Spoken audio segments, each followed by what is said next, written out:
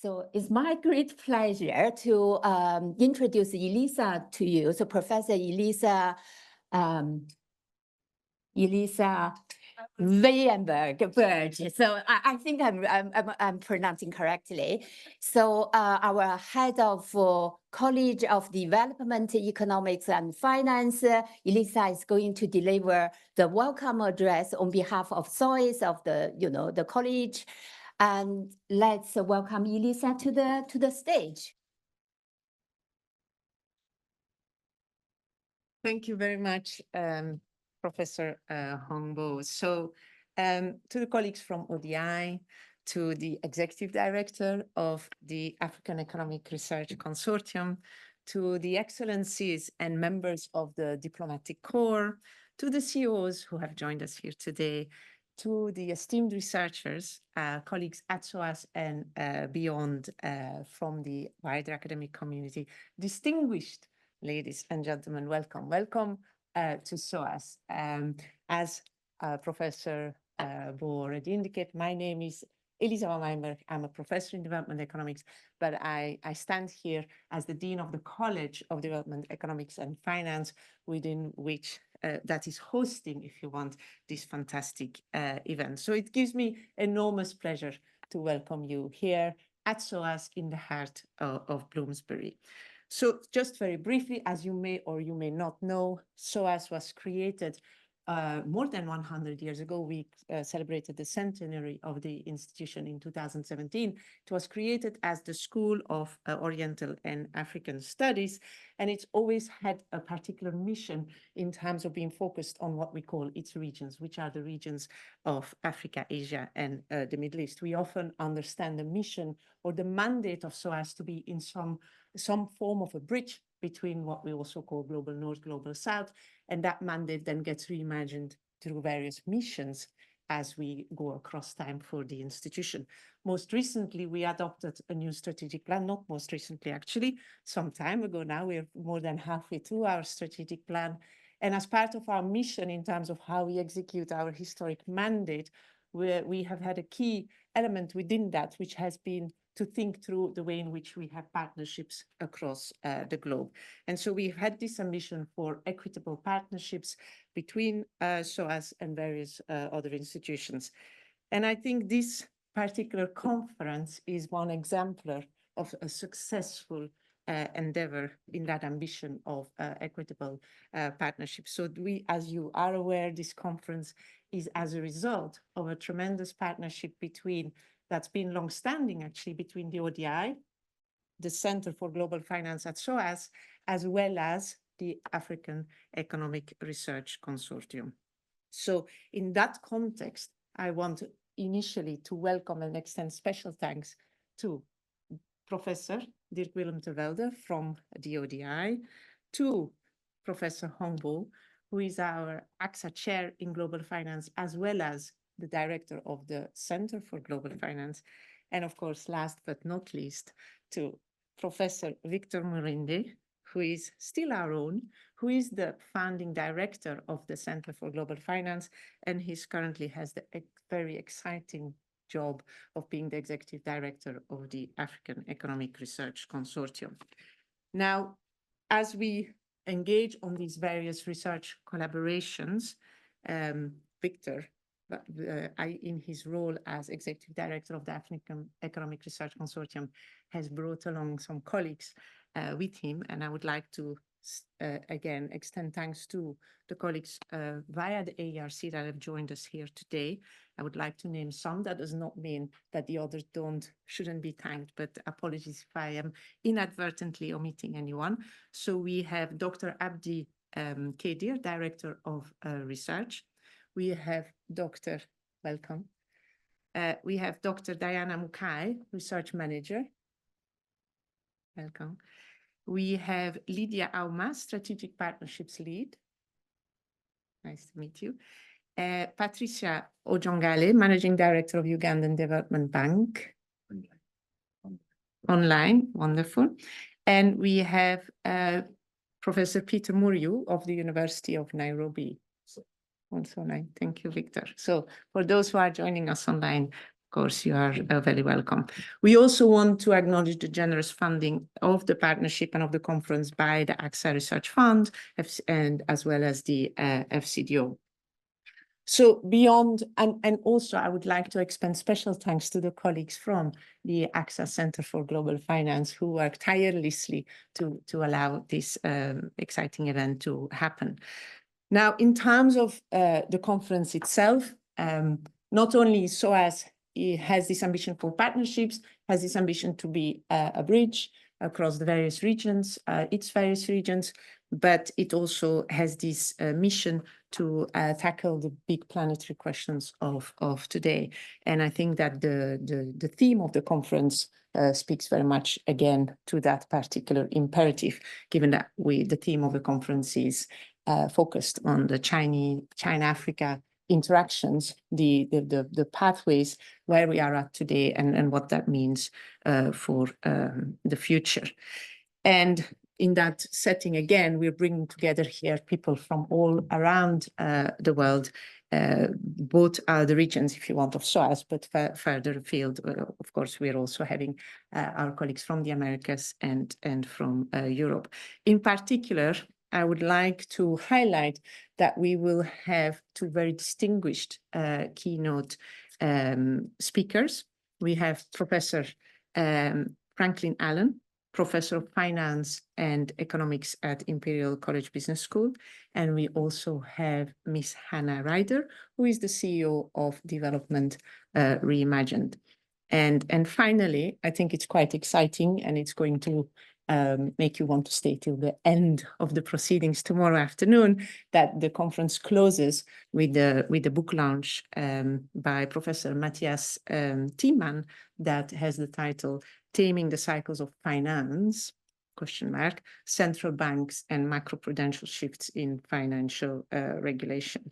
So I want to close on that. I want to apologize that I will be in and out of the conference as I had a few other engagements, but I'm hoping to be able to dip in sufficiently regularly and to benefit from the exciting sharing of knowledge that is going to happen in the next 2 days. So with that, I wish you a very fruitful 2 days and that there will be hopefully lots of new initiatives that will be emerging from the various conversations that we will be having. Thank you. Well, thank you very much, Professor Hongbo. And let me also welcome you on behalf of ODI to this conference on China-Africa economic interactions, the past, present, and future. And let me also acknowledge, of course, the presence of Elisa van Waeyenberge. I hope I pronounced it correctly. The head or dean of the college, and also, of course, Professor Hongbo and your predecessor, but now the current director of the African Economic Research Consortium. And it's fantastic to be with you again after last year's annual conference, and I'm really looking forward to the conference.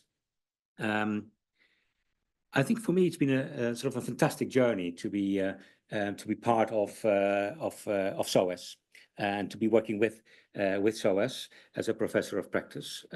It's both at a personal level and also at an organizational level, because I'm also, of course, full-time still at ODI. Personally, because I enjoy very much the link to research, having done a PhD in this area and having always liaised with researchers throughout my career at ODI, and then always exploring how research links to practice and how we can make sure that what is being done as research, what is being researched is also being put into practice, and we do that at ODI. And I also hope that I can contribute this to SOAS, so we can bridge research and practice. I think organizationally, as you were hinting at as well, Elisa, there have been many links between ODI and SOAS. I think at least half of the staff in my group have either a bachelor's or a master's or a PhD from SOAS. And if you go beyond my group, actually a lot of people at ODI, and we take the fantastic researchers from SOAS at ODI and also as ODI fellows as well. And so that's highly appreciated. And we're also doing joint analysis, joint research, and we've just launched together with the AFCFTA, the African Continental Free Trade Area Secretariat, and the AERC and Victor Murinde, of course, and a colleague from the Center for Global Finance, a paper on FDI data that we hope will help the implementation of the protocol of an investment of the AFCFTA. And so with that, with those linkages, we really hope that research can also lead to practical policy implications and actually help policy development.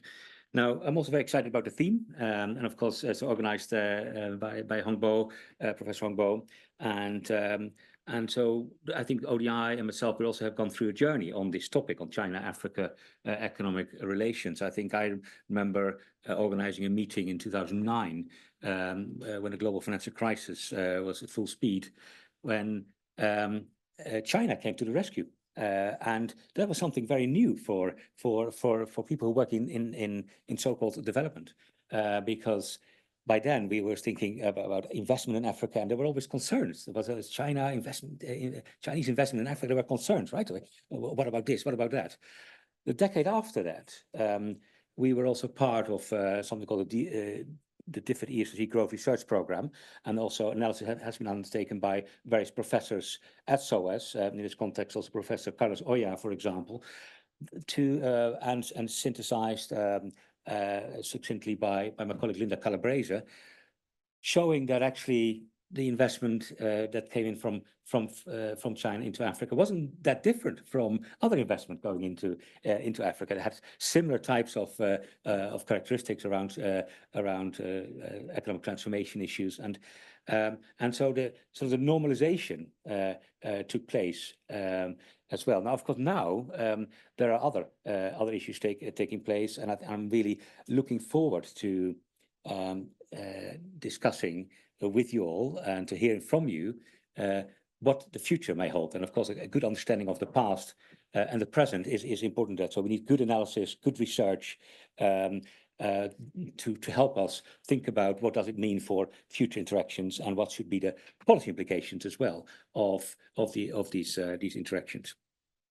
So let me stop there. Let me just thank again the strong collaboration we have with the Center for Global Finance here at SOAS, and also let me thank Elisa and Victor, of course, for past interactions, and very much looking forward to the conference for over 2 days. And you've heard from Elisa already what's being included, and looking forward to the keynotes.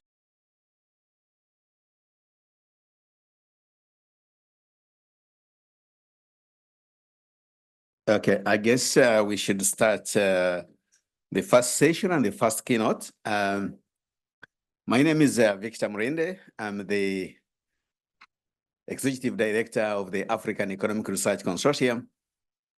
And pleased here to introduce the keynote speaker. But before I do so, I would like to congratulate my colleague here, Professor Hongbo, for being able to pull together this great conference, and also congratulate the co-organizers, ODI, specifically Professor Willem Velde, who has already been introduced himself here, and congratulate specifically on this collaboration between SOAS University of London, ODI London, and now the Africa Economic Research Consortium joining this great collaboration.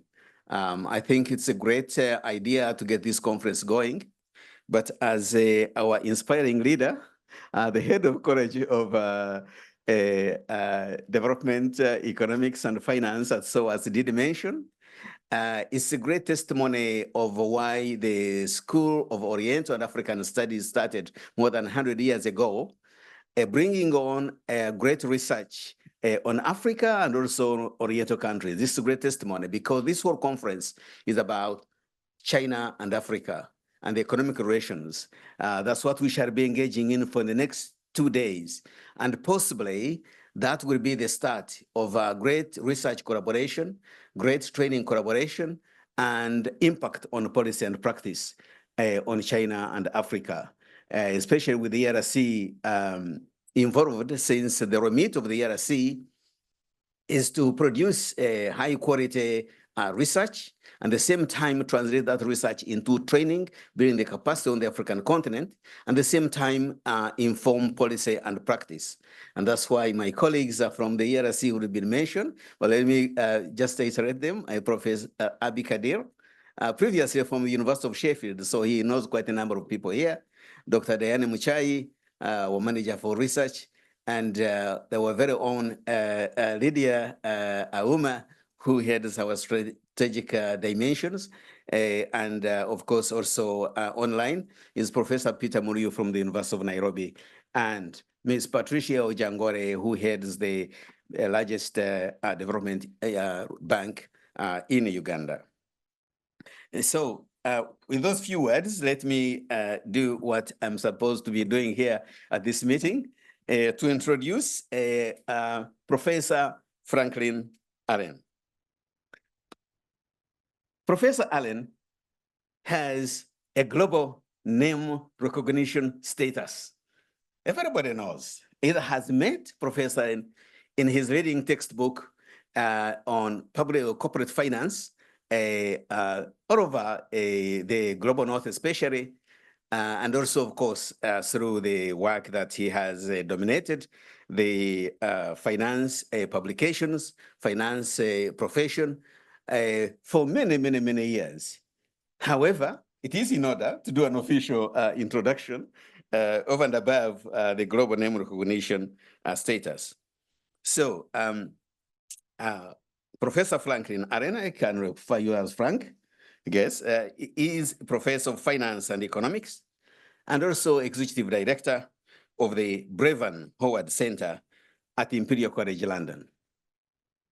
But previously, he has been very active all his life in finance, and he was on the faculty of the Wharton School of the University of Pennsylvania from about 1980 to 2016, playing the very prominent roles as the dean and the director of the Wharton Doctoral Program and co-director of the Wharton Financial Institutions Center. Indeed, for many years, if you thought about anything finance, you thought about Wharton and the University of Pennsylvania.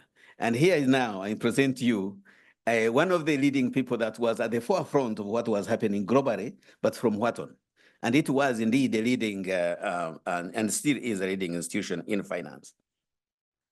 But Frank has also been active in leadership, especially academic leadership, of the ideas emanating in the top-tier journals in our profession.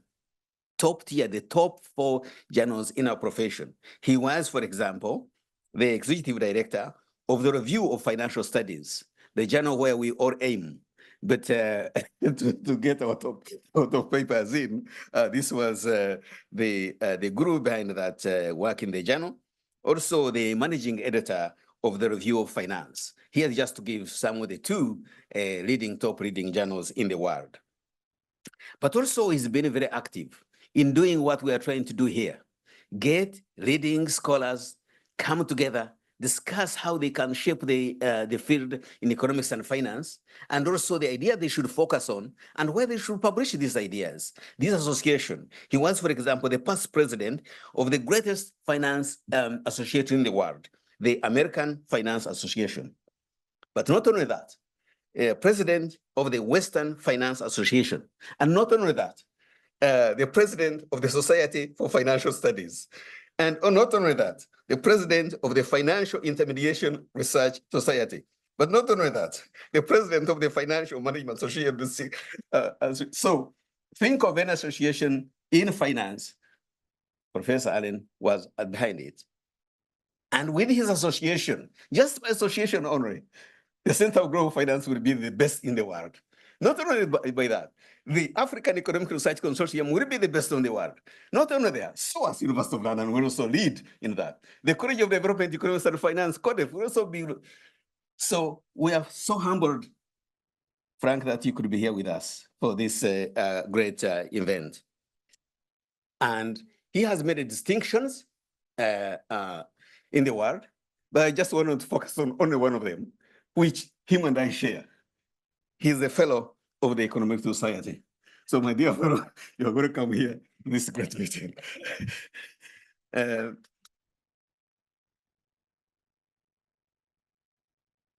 I could go on forever, but let me mention that he received his doctorate from Oxford University.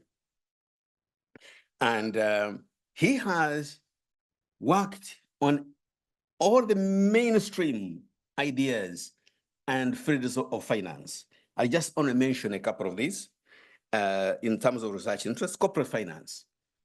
I mentioned this leading book. When I started teaching finance, that was the leading textbook. And I can even say page 266, financial ratios.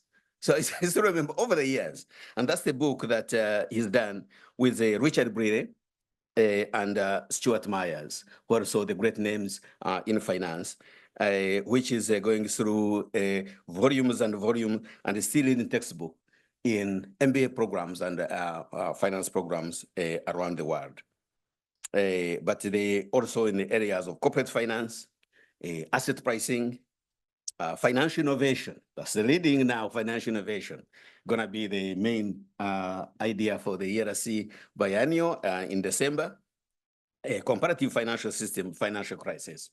We are very delighted and honored to have you here, the keynote speaker, Professor. Yes, welcome. Yeah.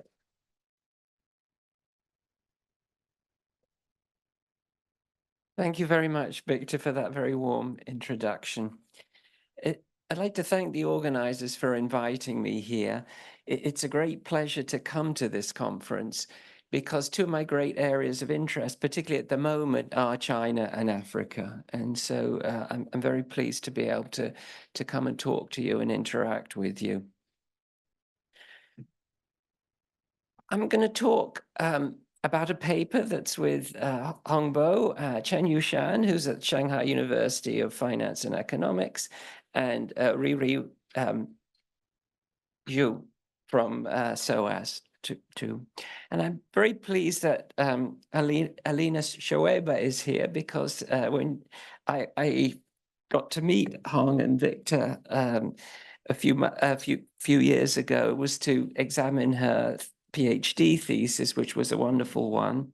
And this work and collaboration grew out of when we met then. So let me talk a little bit about Belt and Road to start with before I talk about the paper. So this is a major initiative. You look in the papers about Belt and Road, it's described as the largest construction project in the history of the world, and it could well be that. It's an amazing set of ideas and set of implementations of changing the world. If you go to China, I'm sure most of you have been to China, but if you go to China, it has incredible infrastructure. If you go on the trains, they're much better than European trains, even French, no contest with British trains, of course, but even French and Italian trains, even the best in Europe, are not nearly as good as in China. And if you think about some of the other roads, the whole infrastructure, except perhaps the air traffic control system, which still has a ways to go, but it's the best infrastructure in the world in many ways, I think. And one of the questions is, well, they built all the trains and the roads and everything. So what's going to happen next? And I think President Xi came up with this wonderful idea. Well, we should take it to the rest of the world because we can build better infrastructure than any other country. And so that's what Belt and Road is about. And it draws on the historic idea of the Silk Road, which had two main parts to it. There was the overland route from China to the Middle East and then to Europe. And that started, about 200 years BC, and it was very important for many years until effectively at the end of the first millennium, the Mongols and the Crusades and things cut that route off. The other route is the China Maritime Silk Road, and that was one that went through the Indian Ocean and to Africa, and then subsequently to Europe, particularly after the Suez Canal, and that's been very important for many, many years too. And Belt and Road is designed to recreate these routes. And so it's extraordinarily ambitious. So if we look at a map here, it's a bit small to read what's going on, but you can see the red and white ones are the railways, and they go right from main Chinese cities to Europe and even to London. There was a train that went from Shanghai to London, for example. So you can do that continuously. And it has many parts to it. And then if you look, it also has important parts in Africa. So my understanding is there's a train from Mombasa to Nairobi, which is running and up and running. It's not running as much as they would like because they run out of money, so it doesn't go to Uganda, which they hoped, but it's still a very important passenger commuting rail from Mombasa to Nairobi. And there are many other ones planned and some underway. There are so many in Indonesia. And when we were examining Alina's PhD thesis, I asked her, so why are you so interested in Belt and Road? And her reply was, well, I'm from Pakistan, and China's the only place that would actually come and lend money to us so that we could start building infrastructure. And of course, Pakistan has a lot of debt problems, and we'll talk about that later on. But that's clearly an extremely important aspect of Belt and Road. Some European countries, I guess the majority technically of the EU in terms of number of countries joined.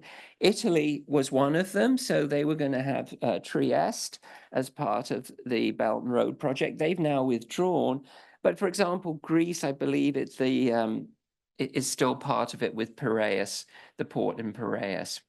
And you can see here that if you look at the green lines, I hope you can see that from the back, but those are the maritime routes. One interesting one is that because of global warming, you can now potentially, and they've done this a number of years, is to go to the north of the Eurasian landmass, because nowadays it actually is unfrozen in the summer. And that's potentially much quicker than any of these other routes that are used. So it's a massive undertaking and very important. So if you look at who signed up for it, about 147 countries by end of 2023. They have about 2/3 of the world's population in it, and they account for 40% of global GDP, or have indicated an interest in doing so. Now, China's already spent about $1 trillion, according to the estimate, dollars on Belt and Road, which is an incredible amount of money. And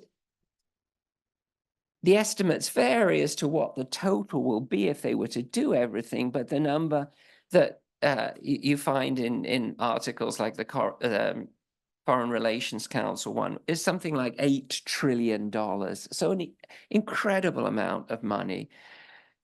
And here you can see the countries that have joined, and the colors indicate when they joined. So you can see that most African countries are members of Belt and Road, and that's why I think it's such an important topic for this conference, because it really is the foundation of much of the collaboration and economic interaction between China and Africa. And you can see, though, that there are many other places now. South America has quite a few countries that are involved in Belt and Road. The main countries that aren't are the rich countries. I mentioned that Italy was, but has pulled out, but Portugal is, but by and large, the US, Canada, UK, and Northern European countries, by and large, aren't members. So it's extremely important globally and has already contributed a lot. But it's not without problems, and it's very important to look at what those are. And I'll focus on two, which I think are particularly important. One is debt problems. So one of the things that many people have argued is that a lot of countries undertaking Belt and Road projects took on too much debt from China, and this has led to them being over indebted. And now we have a lot of issues of potential default, rescheduling, and so on. And I'd already mentioned Pakistan, but there are many other countries where there are these issues, and we'll talk more about those in a minute. The other issue that's come up is environmental issues. And one of the things that people point to is that there are more fossil fuel power plants that have been financed and built than those based on renewables. And that's a very important issue. I believe China has made the promise that it won't finance any more coal power plants outside of China. There's some issues whether that's, when they sign the contracts and when that's happening and so on. But we'll also talk a little bit more about that. So this is the amount of debt that has been renegotiated. So you can see it's probably about just around $100 billion. So a lot of that debt has already had to be renegotiated. Now, you can see that usually what the Chinese do is they defer or reschedule. So they push it out into the future and extend the term of the debt. And of course, that's what the IMF does, what the World Bank does as well. They often, you can see here in the second one, modify the loan terms or do something like that. And then there are a lot of ongoing issues. Debt cancellation is very, very rare for them. Now, among some of the things they do is they often take collateral and they have repossessed that collateral in many cases. And one of the issues is the extent to they can do that. So if you go back to the 19th century or before, a lot of money was lent, and the Western, now the European and other countries, if there was a default, an international default, they would use military power to enforce it. So the most recent large event of that kind was the Suez crisis. So NASA defaulted or nationalized, effectively took over the Suez Canal, and then the British and the French invaded. And then the Americans said, no, you can't do that anymore. That's not allowable to use military power to enforce these property rights. And so, it's an interesting question whether these countries that have had large pieces of collateral taken by the Chinese will actually, at some point, nationalize them. So China is a very tough lender, and so that is an issue with Belt and Road, which has come up in a number of places and is likely to keep coming up. Now, as I said, the other one is about the environment, and what you can see here is a map with where they've lent money for power, and you can see that the black is coal and the gray is other non-renewables, so biomass, gas, LNG, oil, and so on. And then the green is renewable. So it's wind, solar, and so on, hydro, those ones. Now, that's very interesting that coal is the majority, or coal and other fossil fuels are the majority still of the stock. Going forward, I think renewables are going to be extremely important. And, one of the interesting issues that many people argue is the most important issue we face in the world is climate change.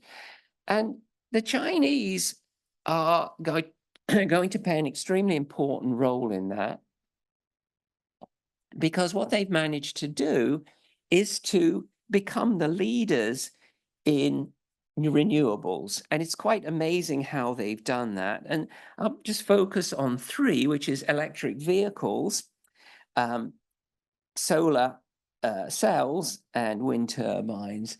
Now, electric vehicles, they spent about $250 billion US dollars equivalent since 2009 to subsidize electric vehicles in China.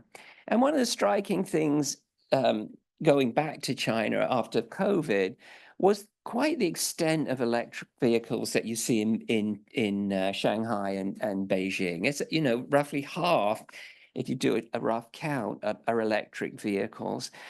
And if you look at the top 8 of the global companies, they have the largest, which is BYD, and BYD has about 22% of the global market share.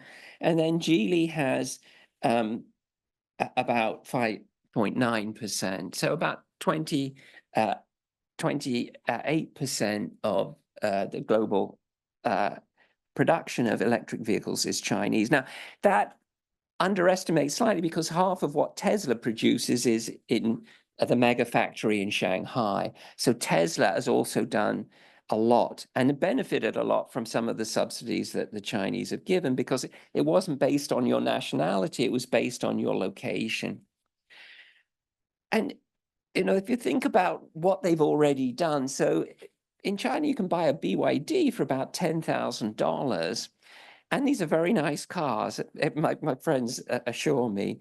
And of course, if they could take those around the world, particularly to countries like the US or the EU, then they would gain market share very rapidly. Now, the US has put in 100% tariff to stop that, because GM and Ford are going to find it very difficult to compete and catch up.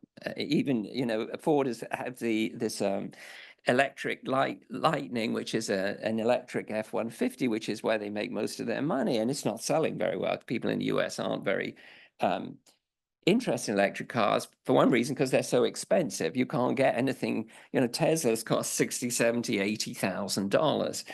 So the EU's put on tariffs, so they've made it dependent on subsidies. So BYD has only got 17.4% or something like that as its tariffs. Now, the good news is in the UK, we're not going to have any tariffs on Chinese cars, but BYD is not going to sell their cars for 10,000. They're going to sell them for £25,000 to start with. Hopefully, MG and the other Chinese car companies, Geely, are going to come and bid down the prices, because the Chinese companies are making a lot. But the main point is that for the global South, these kinds of numbers, even today of $10,000, are much, much more affordable than what most cars that you get from the Japanese or the Europeans or the Americans. And the great thing is BYD is an amazing company. It's cutting prices, it's becoming more efficient. It hasn't done it through subsidies, it's just extremely technologically competent. And so they have this great market to go to the global south. Solar cells, so photovoltaic cells, China has done an amazing job again. They had subsidies. It used to be that Europe dominated that, the Germans and various other parts of Europe. Even the UK was very good at that. But the Chinese were so good that they brought down costs, brought down prices, and it's extremely competitive. They have in solar 7 out of the 8 top companies in the world, and they have well over 70% of global market share. And they're bringing it down so fast that they're beginning to compete seriously with fossil fuels as a way of producing. The other one is wind turbines. They have 6 out of the 8 leading manufacturers in the world. Again, it used to be European and American, but it moved to China after there was some joint ventures and so on. And again, those Chinese companies have over 70%. So, you know, if you ask why is Belt and Road so important, it's important on lots of dimensions. It's important because of building infrastructure in poor parts of the world and hopefully bringing GDP in those countries up. And they've done much more in that way than Western institutions. But also I think it's this future that they have this amazing technological capability, which they focused on these 3 leading industries for climate change. And that is going to be extremely important. And as we go forward, if we are actually going to get anywhere near to meeting net zero targets, they're going to play an extremely important part. And I think Belt and Road is part of the whole way of China becoming a global soft power in a very significant way. So I think Belt and Road is something we need to study a great deal because it is this convergence of China and the great achievements of China and pulling hundreds of millions of people out of poverty in China. And now they have the potential to do some of that in other parts of the world or help with that, but also to do things like climate change and contribute greatly to those kinds of things. So as I said, I think for this conference in particular, since a lot of Belt and Road is about Africa, it's an extremely important topic. So let me talk a little bit before we go into papers. Not much has been done about Belt and Road, and we'll see that in the paper where I'm going to talk about it. So what we're going to do is, it's a very small step in trying to understand how Belt and Road operates, why the Chinese do it, and so on. So let me start now on the paper. So there are 2 types of Chinese external investment. There's outward foreign direct investment, the OFDI, and that has been around for a long time. And again, a lot of that was in Africa. It's about getting natural resources that China needed to do the great modernization that it's done. And so that's been around for a long time. There's also been a fair amount that goes to developed countries to try and learn about technology and all of those things. And so that's been important for several decades. And there's a reasonably large literature on that. Now, what we're going to talk about, though, is overseas infrastructure investment, OII. And when you read it, don't read it as oil. When I read the paper, I keep thinking it looks like oil, but it's not oil. It's OII, and a large part of that is Belt and Road. Now, one of the interesting things about the OII is that most of these projects are dominated by Chinese state-owned enterprises. So again, this is not entirely commercial. This is something where there are other objectives in mind. So SOEs have a broad mandate. They like them to cover costs, obviously, but they're not profit maximizing. So they pursue maybe some of the objectives of the Chinese government in terms of soft power and building up China's reputation in the rest of the world, particularly in the global south. And OII reflects that most of the projects are in the emerging and developing economies. So now I'll go through this relatively quickly so that we have a chance to have questions and discussion at the end. So there are a lot of studies on OFDI, as I said, but not many on OII. So this is one of the first ones doing that. Now, much of the literature so far has looked on what's the effect of OII on the host countries. So looking at these countries that have taken on debt and what's it done to them and so on. What we're going to focus on is what's the effect on Chinese firms in China in terms of what they've been doing, and is it a good idea for them to do it? Are they making losses because they can do that as SOEs? What is it what's happening with them? And we're going to provide some new evidence on the firm level and see why for them it's actually attractive. We're going to look at some of the project contractors and how it affects them. And we're not going to have strong econometric evidence on that or any of that. And we're going to look at the channels through which OII affects firms that undertake the OII projects. And we're going to look at the policy implications for China and for the international organizations, and also obviously to some extent to host countries. So one of the interesting issues in this whole area is internationalization. So what is the role of these multinational corporations in spreading technology, spreading abilities to do things? And there are a number of theories. So one is the starting one was, well, firms go overseas because they can make money and make higher returns. And the problem is that the empirical evidence isn't that clear that that's the case. And there are a number of explanations of that. One is that they're just optimizing, so it's going to be equally done. And others is that they are taking advantage of various things like increasing returns to scale and so on. Now, institutional theory is another one, which is you've got different institutions in different countries, and that can go both ways. It's very interesting.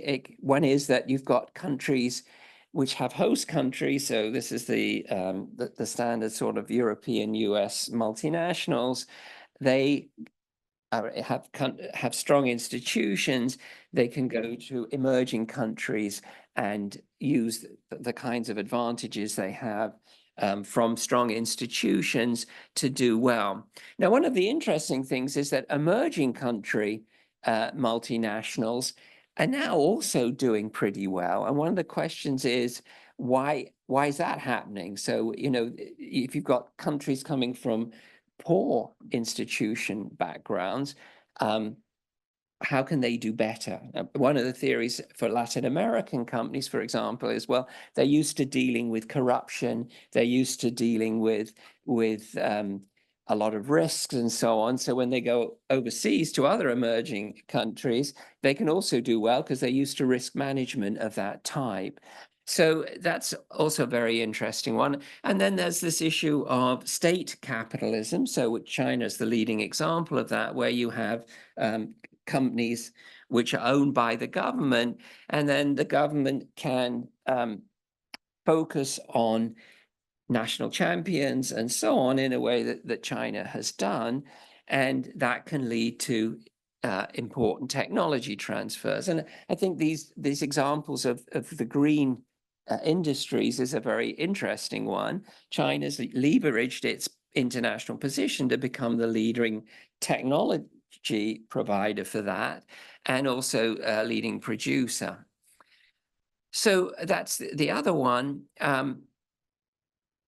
And then there's this issue of the foreign policy and building up soft power as another reason for doing it.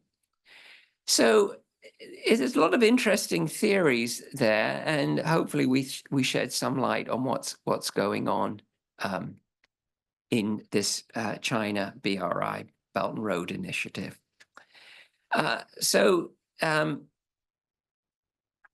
Another set of literature is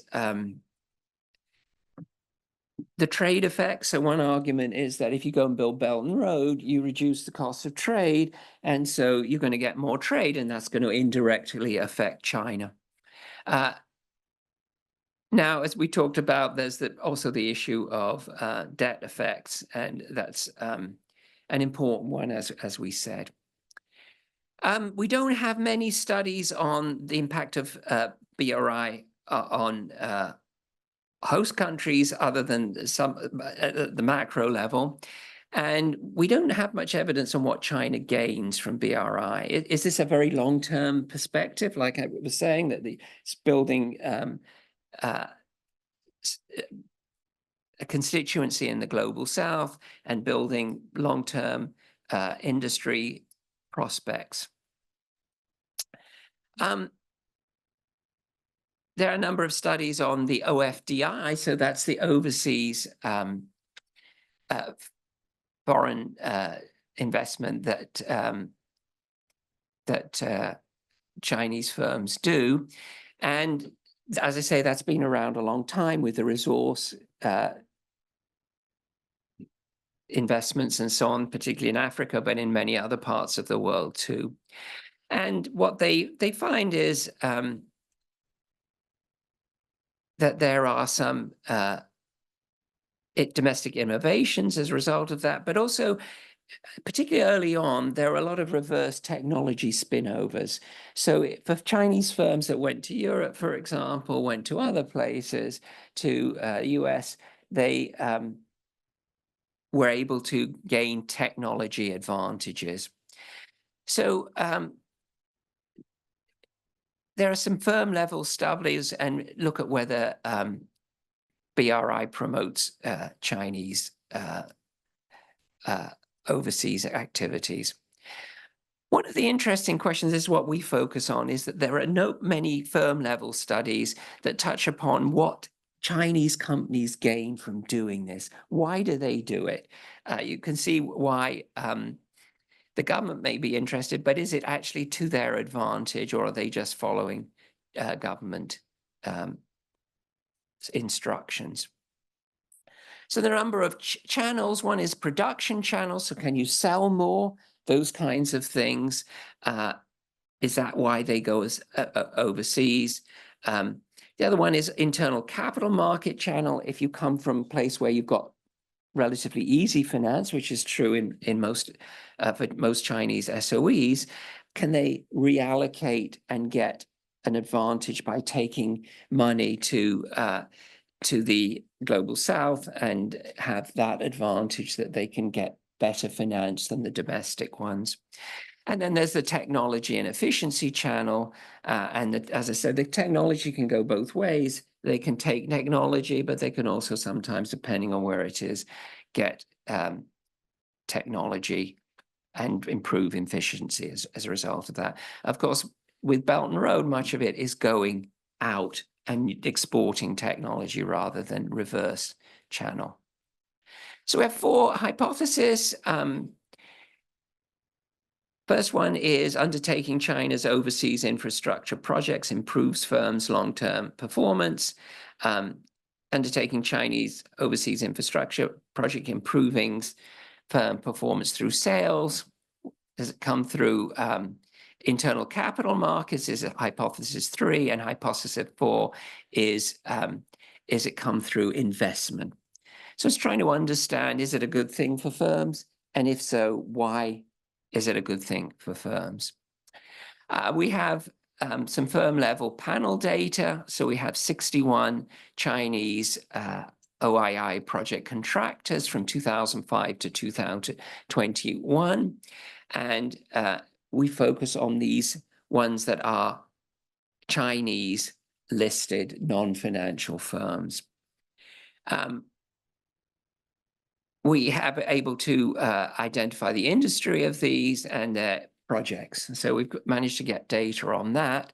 We have a panel that we match with the matched panel of firms to see how they do. So similar kind of industry, similar kind of size, but ones that aren't involved in Belt and Road projects. And we have 1,754 of them. And we can compare those with the 161, which are involved in OII, or in other words, mainly BRI.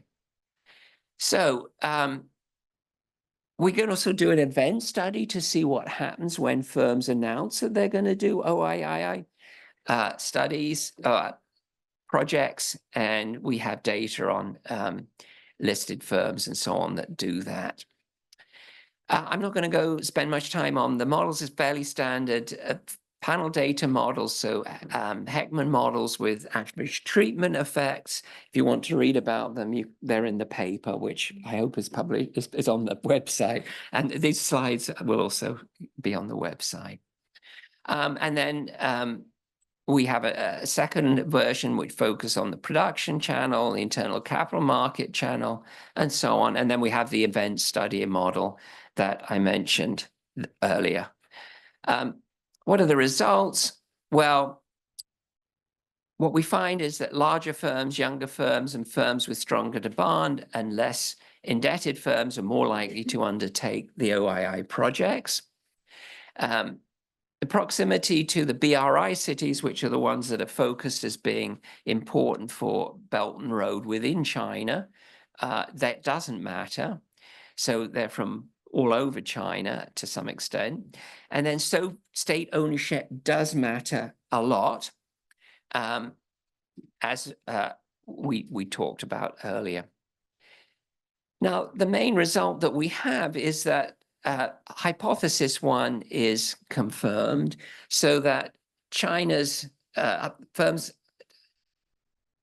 undertaking China's overseas infrastructure projects, they do improve their long-term performance. So they benefit from Belt and Road projects. So even though they're state-owned enterprises, they still do better by that.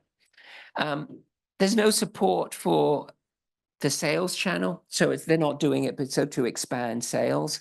But there is some evidence that they are doing it in terms of the internal capital market model. So they're able, because Chinese firms get such good financing from Chinese banks and Chinese government in various other ways, they're able to do it better from that reason. So it's not sales or fixed investment. That is the rationale for it.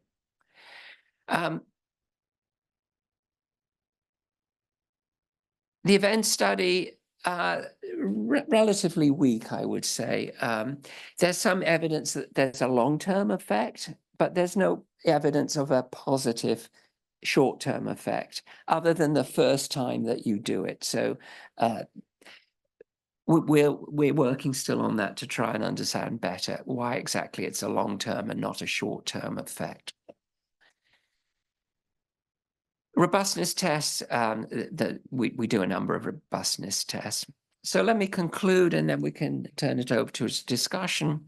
So firms that undertake OII projects in China do better as a result. And it seems that it's the internal capital market that's the main way that they benefit. They're able to take capital from China and use it in the other countries and build and have a positive effect that way. Yeah. So I think the policy implications are that it shows that there is an economic motivation to doing Belt and Road, that China's firms do benefit from that, and that's important. And there's an issue always with China whether things are done efficiently in terms of capital allocation, because there's so much capital available, because there's so much finance. So China has such a high savings rate and so on. There's always this issue: is it being done as efficiently as possible? And that's something I think which we'll work more on, hopefully, going forward. As I say, this is a very small step in this thing of trying to understand how Belt and Road affects things and the positives and the negatives of it.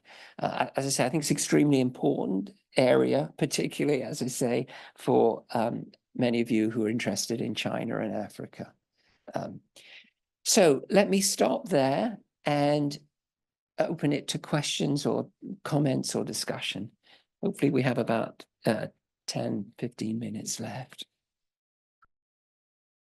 Okay, let me congratulate Frank for such an exciting keynote.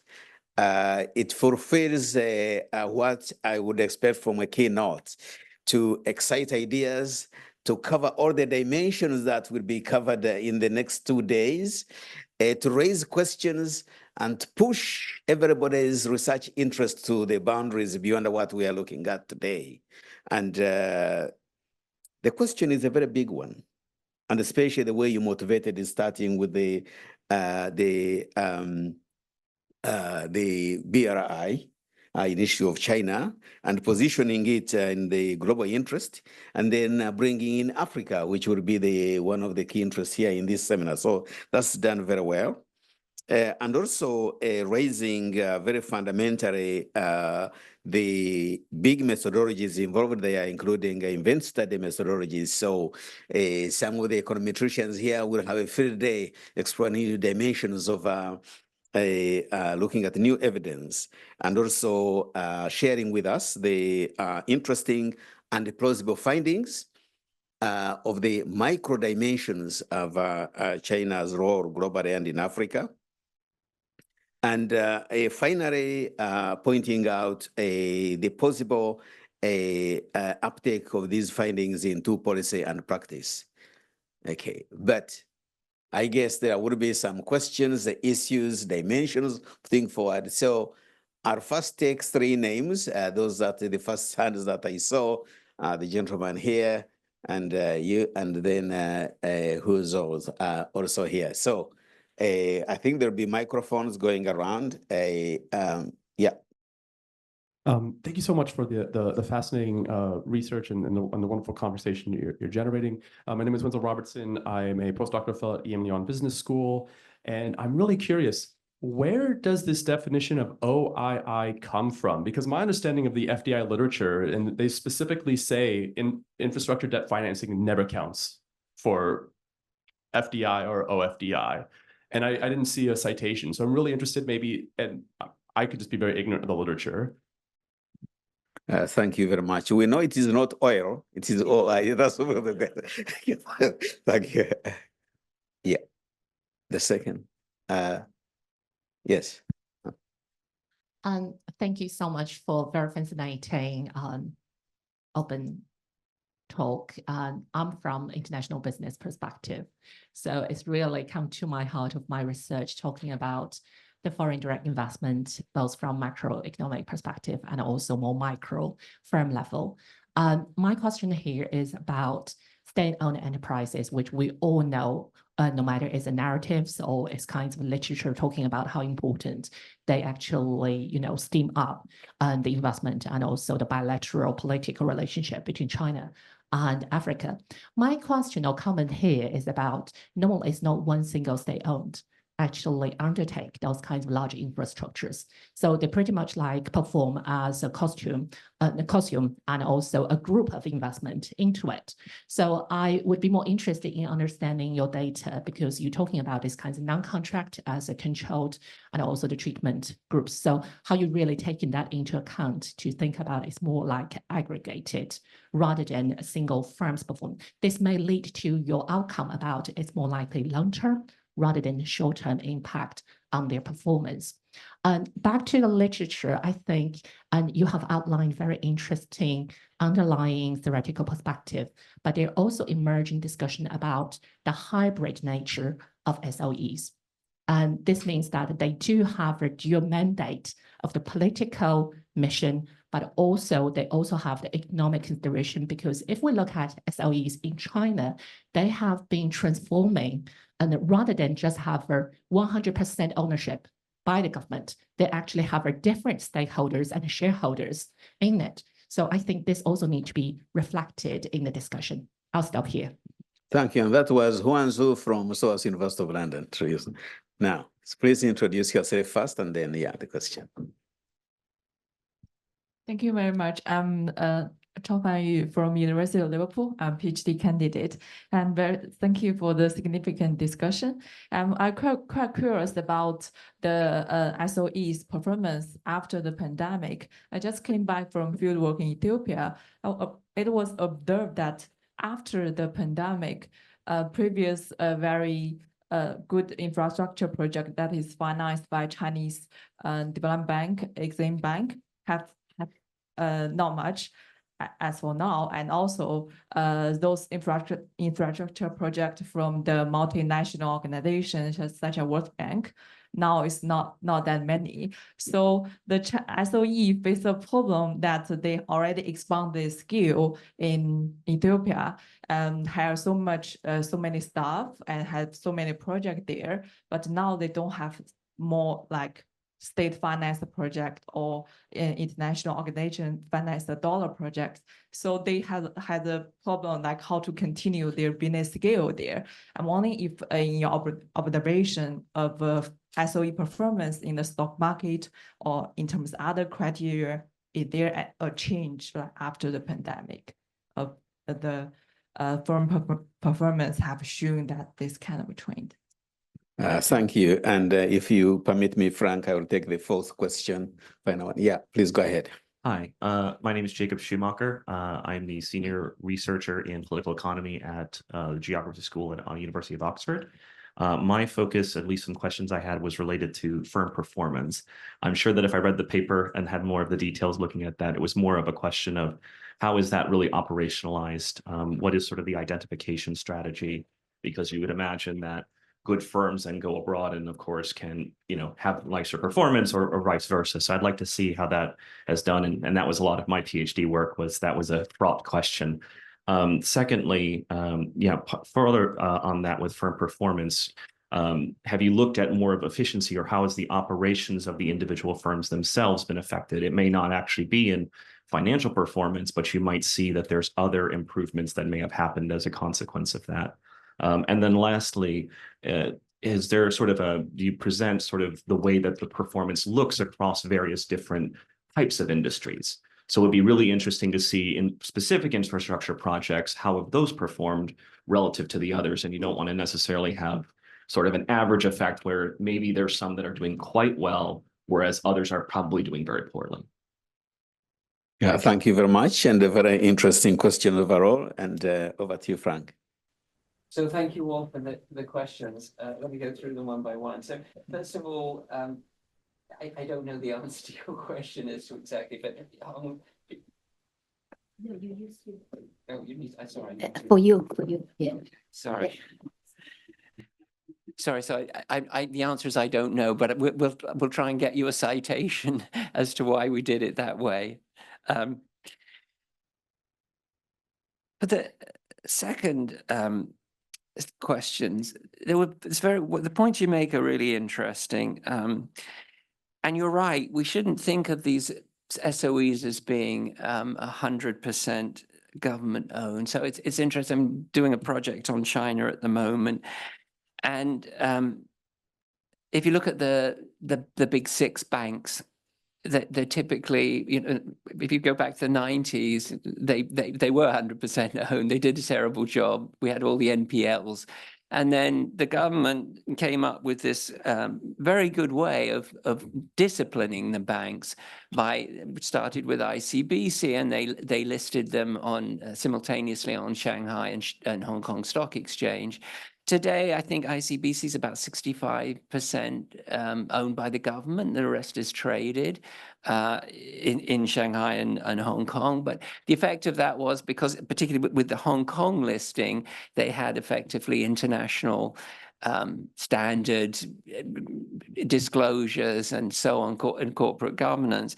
And so, yes, I think this is a wonderful mechanism. And I know in the financial services industry, that's very common to have. Most of the large companies have this dual listing structure, and they have the governance as a result of that. It's interesting. We haven't looked at that for this paper, but I think it's a very interesting question, what exactly the SOEs look like that are doing this. I mean, they are huge companies, but, you know, construction companies are some of the biggest in the world, and we should definitely look at that. So thank you for that. So I hope that answers your question, but that was very helpful. Yeah, so the development and policy banks are very important in this area. And you talked about Exim Bank, and that clearly is doing a lot of the financing. In terms of how firms are doing, obviously not Chinese firms that are listed are not doing well at all. So we know that if you're an A-share listed firm, unless you're very small or medium, if you're a large state-owned enterprise, that they have performed terribly over the last 30 years. So if you invested in the A-share firms in 2000 and you rolled it over, in real terms, you had basically zero return. You have about what you had started with. It's been up and down over time, but in the long run, the listed firms, that's true of SOEs and non-SOEs. So I don't think much has changed since COVID with regard to that. They've done poorly all around. I hope that answers your question to some extent. So your question, so I had a choice about how to structure the talk. I could either give a fairly narrow academic talk on the paper, and for keynotes, I don't usually like to do that because there's usually a broader audience. So the answers to your question are in the paper. You can see they were somewhat in the slides. So if you want a quick view of it, but obviously we spent an awful lot of time on those issues, as you mentioned you did in your work. But yes, no, we have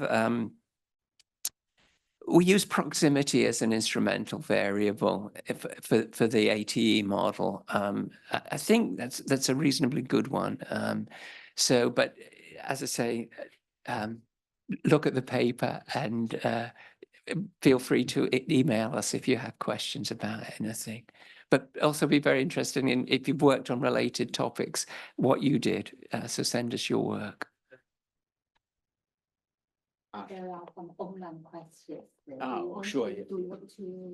Yeah, I'll take one quick I'll take one quick intervention from Dirk, and then I will turn to the online. Yeah. Brief, please. Thank you. I mean, just on this particular point, I think I did some work in the 90s on the impact of internationalization of UK firms on UK itself for the Department of Trade and Industry at the time, because they were looking for evidence to suggest why they should help firms to internationalize. And I think there you get a bit of both, like good firms internationalize, and internationalization leads to a bit better, more performance, better productivity, particularly in that year that they internationalize. So you've got a bit of that. That was at least the evidence then. I think you're finding that very interesting is about that OI firms tend to play the role of banks in a way that banks don't. And they should be doing, right? So the banks should be allocating, taking deposits from somewhere and putting it into profitable opportunities. And in an African context, often that doesn't happen, right? So I find that that's really interesting, finding of your research. And I think that was also a lot behind in the sort of 2008-9, the global financial crisis idea that capital surplus countries like Germany, but particularly China, should transfer capital to African countries, for example. I remember Justin Lin making all those arguments for the World Bank executive directors. My question is a bit sort of, how different are your results from other countries, right? So I mentioned that we did some work on UK firms, and they benefited from internationalization. How different is it? And the same is on, and I just put something out yesterday actually on the impact of aid on sending countries. And so the UK aid, do they benefit from it themselves as well?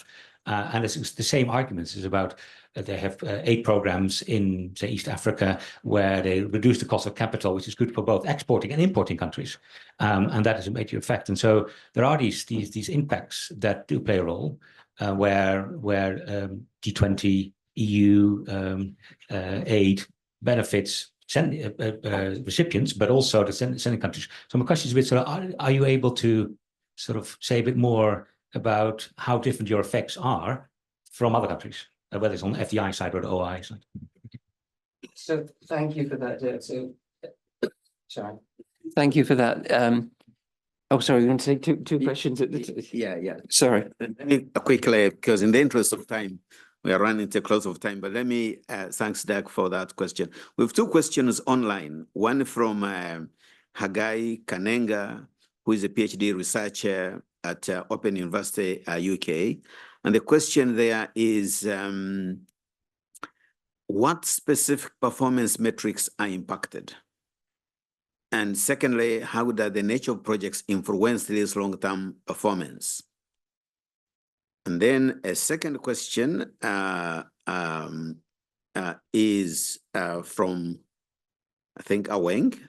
What is the potential for the BRI to build local beneficiation capacity in the green minerals processing sector in Africa, given the abundance of these minerals in Africa? So it's kind of a question into critical minerals. So I think those are the three questions. And yeah, thanks, Frank. Quick answer and we close.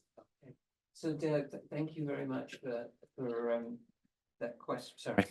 Thank you very much for that question. You know, you're right about banks. Even within the EU, banks don't go cross-border so very much. But globally they don't, and Chinese banks haven't very much at all. So that is a very interesting question. And this may be the mechanism that they're using effectively, that they're borrowing in China and using the money overseas. The point about how different is it for other countries, we haven't looked, we should have done, but thank you for prompting us to do that, because that's an extremely important comparison in terms of the literature, so we will do that. In terms of the first online questions, in terms of the detailed activities and so on, how they actually changed, I think we haven't done enough to look carefully at that yet, and we certainly will do. That's an important area, important question. In terms of how critical minerals are affected, again, we haven't looked at industries, and we need to do that and see which things are being done and which industries are being particularly important there. Thank you very much, Frank. Already I can see from those questions that we have a very interesting research program on China and Africa, looking at dimensions that we need to explore a little bit more. But let me just give 1 minute to the Director of Research of the ERC, Dr. Vikadir, to say some final words, and then we can close. Yeah. Microphone.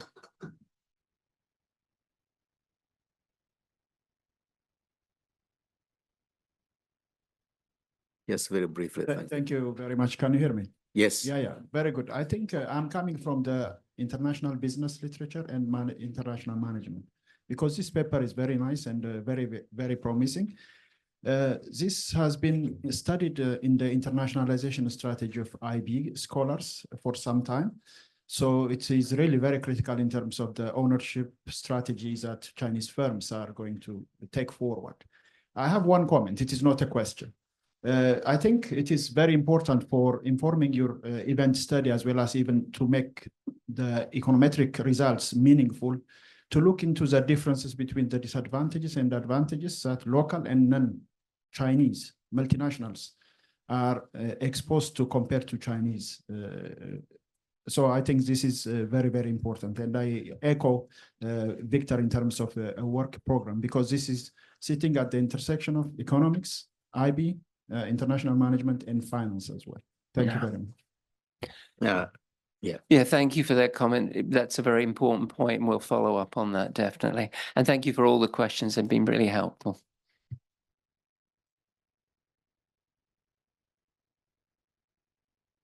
Thanks indeed, Frank, and thank you to all.